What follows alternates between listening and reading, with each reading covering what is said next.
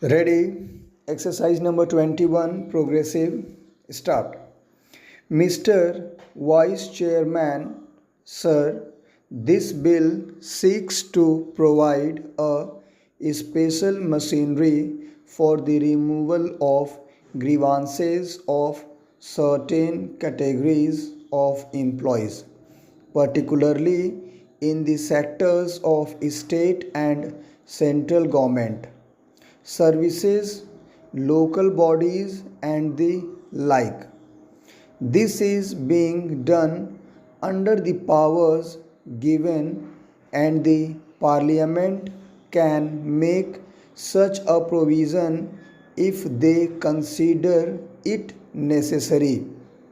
The laudable objective behind this bill is to have expeditious disposal of the day to day grievances of the employees, particularly what is called service matters.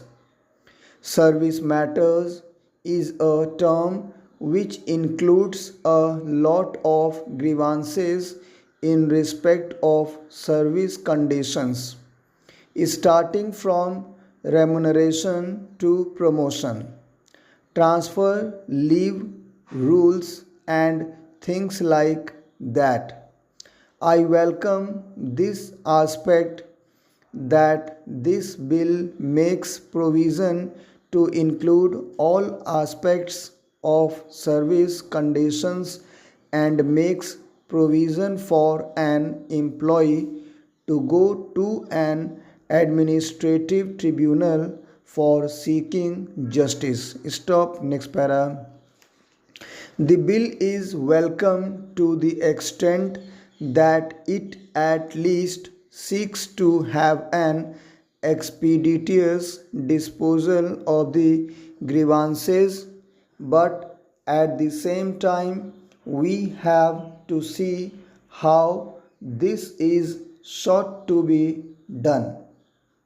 I would refer particularly to the composition of the tribunal, to which references have already been made. As has been pointed out by a number of previous speakers, this is a provision whereby not merely a person who is a High Court judge or a Supreme Court judge serving or retired can be made a member, particularly chairman or vice chairman, but a person at the level of a secretary, additional secretary, joint secretary, or even a person holding a post with a scale of pay not less than that drawn by any of them also could be made a member of this tribunal, and even a vice chairman and a chairman if he satisfies certain conditions. Stop. Next para. Here is my objection to the appointment of such a person for obvious reason that he is the person who during the course of his service has also take certain action against the employees working under him. Therefore, if I may submit, he has a prejudicial mind already as far as the employees are concerned.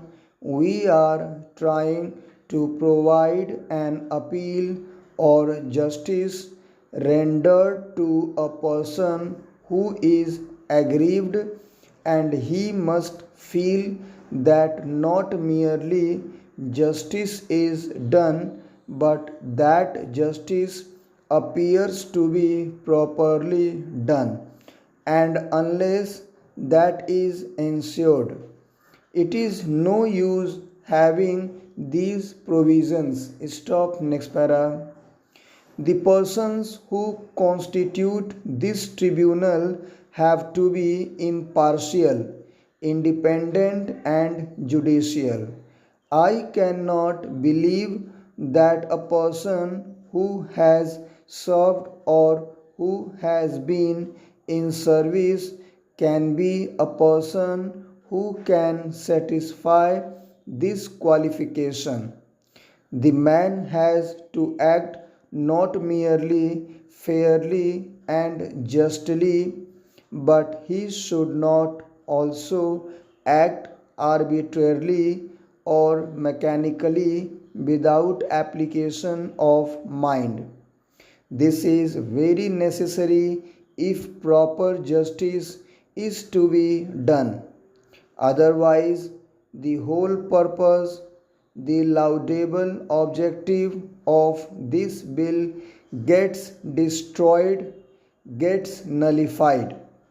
That is why the proposal which has been made for reference of the bill to a select committee needs to be considered with all seriousness, and I hope the Home Minister would agree to that proposal. Stop next para.